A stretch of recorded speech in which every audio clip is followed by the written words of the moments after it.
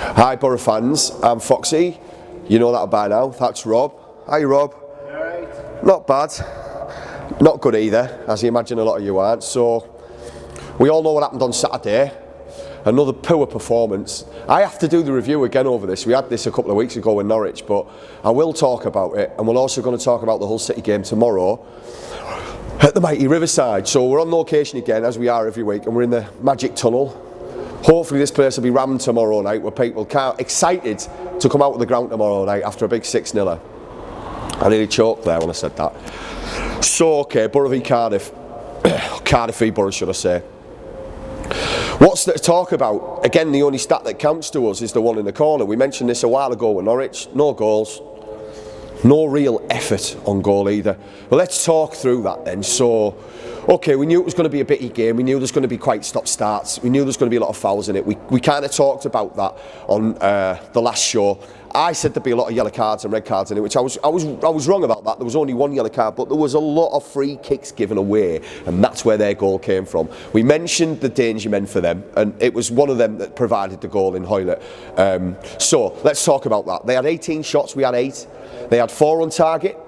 Out of those 18 shots, 11 of those shots came from free kicks in and around the area, which is something that we all knew was going to happen, like I just said, and yet we still kind of played into their hands with it. It was a dire game. We had 1 shot on target all game, and that was through a counter-attack, and we all knew that was from the Death Star, aka Adama, on his own, doing his own work yet again. One man just carrying on his own, cracking on, and the rest of the team, bystanders. That's how it seemed. I'm going to talk a little bit about that also as well. So, Adama didn't really get any sort of opportunity really on Saturday. Stewie Downing had a little chance at the end. I'd call it a quarter chance. It wasn't even a half chance. Keeper didn't really work. He kind of made his own running down the left hand side. I didn't want to cross the first goal. But you know, even if that had any chance of anything happening to it, there was no one making any runs for him. And we'll talk about that also, because why are we playing Gestead? Guy's garbage. What has he scored? 1 goal? Has he scored a goal? I don't think so. 1 assist? Might have been in the cup. He's done nothing. But again, I'll talk about that in 2 seconds as well. Our identity, where's it gone? So, like I say, the stats aren't really flash. They had most of their possession in our half, like we said they would. Quick turnover of possession. They like to get the ball and score, and shoot and try and score straight away. And that's pretty much what they did. Joe Riles, we mentioned Joe Riles in the matchup with Howson. Good play, a lot of interceptions, winning the ball back and just moving it quickly, direct. There was over 78 long balls on Saturday from Cardiff, 76 from us. 1 through ball all game, and that actually was from us, but you wouldn't have known. So, where are we, Borough fans? How long are we going to keep talking about this? Groundhog Day. Have we moved further under Pulis? Have we got anywhere at all under Pulis? I'll tell you a good stat for all you statisticians. The day Monk left, the day he was sacked, to today, we're in exactly the same league position, 9th. And I think what's kind of happened is, Pulis has come in and he's secured the back 4. The back 4 look like a unit. It pretty much picks itself now, the front 6. Howson, Ledbetter, Friend, Ayala, Gibson, and Shotton. And obviously Randolph. Give or take whether you want to play Dimmy or not, but I like Randolph. But where the goals coming from, where's the creativity come from? He's removed Braithwaite, he's removed Christie. As I've mentioned before, those were 2 sort of guys that were chipping in assists. Braithwaite had already scored 5 goals. So then again, as I mentioned, we look at the Downings. Where's his chipping in? What's he doing? Nothing. Gestead, as I've just mentioned. What's his position? What's he all about? He's supposed to be there to be a direct guy to play the ball up to, but he's garbage with the ball at his feet. His aerial duels he doesn't really win much of, even though he's supposed to be touted as the best header in the league. I don't see him doing anything. So then, that raises a question for me, as I've just said. Where's our identity? What type of a team have we become? We pretty much bypass our midfield. Our midfield is only used for defending, in my opinion, because there's no creativity coming out of that midfield. So, again, we talk again about who have we got as an option. We haven't really got anyone. Harrison came on for 6 minutes on Saturday. Bezic started on Saturday. Assombalonga came on for him. 60-odd minutes to try and liven up the game. But, you know, it didn't change anything. Does he not like a Sombalonga? It looks like that. But who were his options? Because Bamford isn't doing nothing either. The only time Bamford's done anything this season was playing in a number 10 role and he scored a goal. That's it. And that was under Monk. Fair enough. We seem to have changed completely and gone from Monk, who kind of couldn't pick a team, couldn't settle on an 11, but we scored more goals, to a guy now who can settle on a team, but we don't seem to score goals unless it's all about Adama. So, like I said, we're ninth still. We were ninth when Monk left. I feel like we're standing still, but we've kind of moved backwards. It's a bit of a Groundhog Day. And like I said, by that what I mean is we've taken away most of the other creativity and now we're left with pretty much one guy doing it all. Whereas under Monk we had a little bit more of an option. So, we stood still, but we're going backwards. That takes me nicely on to Hull. So, what do we expect from Hull City? Nothing flash again. Average championship team. But aren't we? 4-2-3-1 they're probably going to come and play. Last game they had was Chelsea in the Cup. They got hammered 4-0. You've probably seen that.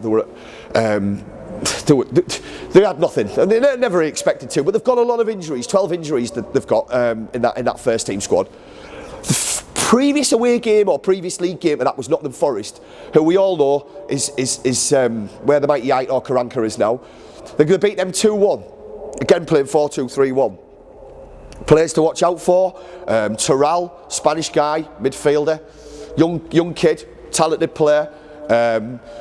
Jarrad Bowen, who looks like a really good prospect, 21-year-old I think he is. He's an English kid, plays anywhere across the front four. He's scored a lot of goals from this season. Will Keane's also started playing for them up front. He's bagged a couple.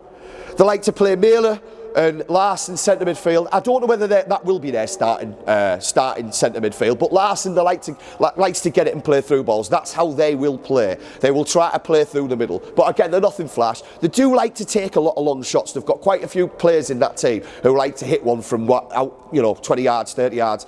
They don't really get into the box much and create a lot of danger. Was that good for us? Is that bad for us? I don't know. I think the team trying to get into our box, we've got more chance of defending against. We've seen a lot of players over the years at the Riverside who come and been absolutely garbage and hit 30-yard worldies and us end up getting beat. So that takes me on to what do we expect from BORO. I don't think we expect much, to be honest. I'm going to put myself out there and say the season is completely finished. We are where we are, and I think we are finding out that we are an average team. And again, I know that's going to be controversial. Please get in touch, tell me what your thoughts are. But for me, we are where we are because we're average. We don't have a very good home record. We stop and start on the away from home. That's not the sign of a team that's going to go up. So Hull are going to roll in. Like I say, they're just another average team like us. They've had a lot of problems going on this season with the Alam family. The Alam family bought them in 2010. They came in and saved them from pretty much administration. They've done a lot since then. FA Cup final, been in the Europa League. Steve Bruce was there for quite a while and he was a great manager for them, but they ended up having a bit difference of opinion and he quit. Obviously he's at Aston Villa now. Previously to that, obviously, in the last seasons, in the last sort of 6-12 months, they've had Leonard Slutsky in, who didn't really do anything, didn't have an identity. The fans didn't really rate him. In the last few months, Atkins has come in, Nigel Atkins. Again, he's nothing flash. He seems to be just kind of treading water with this team.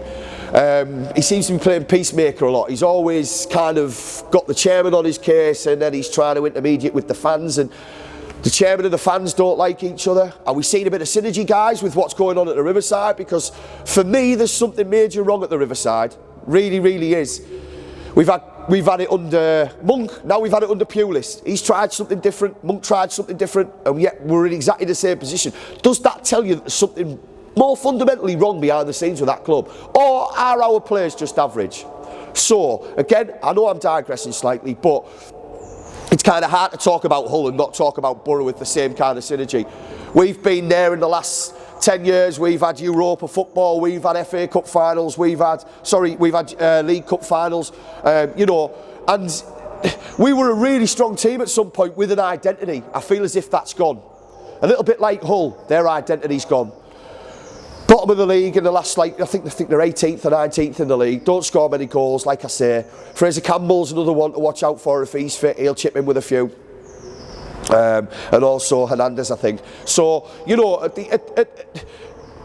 I don't know why I think any different to most Borough fans who think that who think that this is going to be a win tomorrow, because I really don't think it will be. I think they'll either beat us or it'll be a 0-0 appalling result. So, are we optimistic about anything at all? Nah. So, listen, let's just talk about the competition we've got. 2 season tickets to win for next season. It's probably going to be League One football, but you know what? Who cares? Might get a derby with somebody in there. Hartlepool might get promoted. League One football or Championship football. Can't see it being Premiership. But if you want to win these season tickets, like, share, and subscribe on Facebook, YouTube, and Twitter. If you have any chance at all of winning these tickets, and it is a good competition. It's a good little prize, regardless of where we are. You're still getting to watch your football team for free. So get involved, people. Otherwise, you ain't got no chance of winning that.